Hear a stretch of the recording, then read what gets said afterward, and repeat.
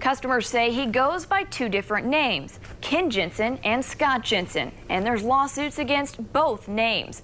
Not only that, I found out today the man has an active warrant out for his arrest. And now two unhappy customers tell me they just want some answers. $17,400. And this is what you got? This is all I got, this and some posts in the ground. Douglas Bledsoe says it was supposed to be his dream woodworking shop. Because it's supposed to have two garage doors and a side entry door. And his basement was to be remodeled to house his daughter and other family members while they helped Bledsoe with his medical problems. I live on disability, and I had saved that up. That money he saved up totaled more than $20,000. Bledsoe says he signed a contract with Ken Jensen on March 18th. According to that contract, Jensen would have his basement remodeled and his workshop finished in 2 weeks, weather permitting. But he says after 2 visits from workers, I haven't seen him back yet. He's always had an excuse as to it's raining or this came up or that came up. So I haven't seen anything since then. And now 2 months later, Bledsoe says he just wants his money back so he can pay someone who will do the job. It's a similar story for an Ashland woman who had a dream of raising chickens in a custom-built chicken coop.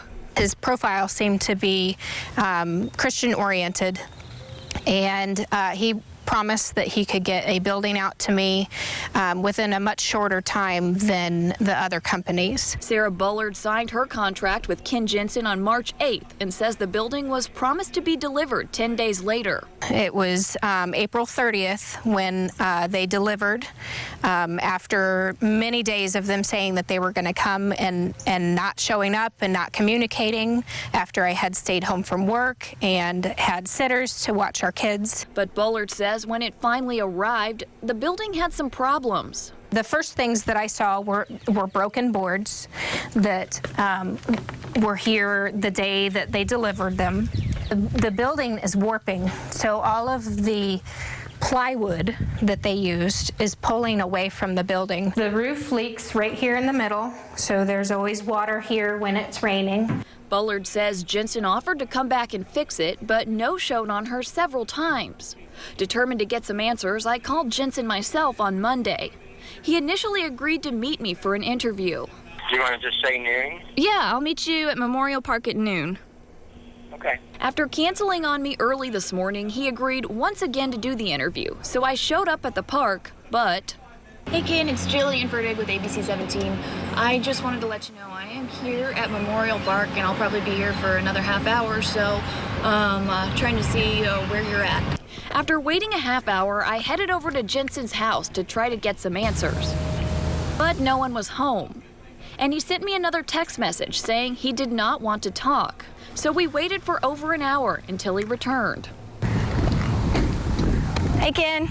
Again, I just had some questions for you. You know, these people need some answers. I asked him first about the project at Bledsoe's house. Douglas Bledsoe, he paid you nearly $20,000 for a job that hasn't been done yet. Right, we're actually still, to my knowledge, in the progress of that job.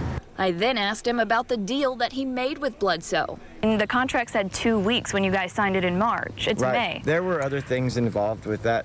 Jensen said there were a number of problems, like getting the materials and the weather. Now they're talking about rain on Wednesday again. Things like, you know, the construction, we can't really do a lot in the rain. But it didn't rain all of April or all of this month. It rained a lot. Jensen says again he is still working on Bledsoe's project. And we built him a big shed. I don't know if he told you that. We built him two sheds. It's a frame of a shed. Well, we built him an entire shed. That's still back here from what... we couldn't get it moved. Jensen says he doesn't have a way to move a shed he says he has on his property to Bledsoe's. The bottom line is, as it stands right now, we're still working on that job. You know, there's been no scam. There's not going to be. Well, where are you guys today? It's sunny outside. We're working. I mean, we're working. Today is an exception to the rule because I don't know what to do. Am I supposed to go back down there? I need to contact Doug, and I haven't done that yet today. And as for Sarah Bullard's chicken coop, it was perfect when we walked away. Was it perfect? Yes, it was. I mean, there was nothing wrong with this building. I explained to him some of the issues Bullard showed me yesterday. I mean, we've got 200 plus pictures of the build, and it's not gonna, you know. But, you know, I also have pictures of it, too, yesterday. Yeah. It's warped, there's cracks. Jensen says he has offered Bullard a refund or repairs, but tells me she declined. I tried to find out more about Jensen's business. Excuse me, it's not even a business. We just do this to stay busy. You know. So you don't have a business license? No. He's not required to have a license to work in Cole County, but many cities, including Jefferson City, require business licenses and/or permits to do work within city limits.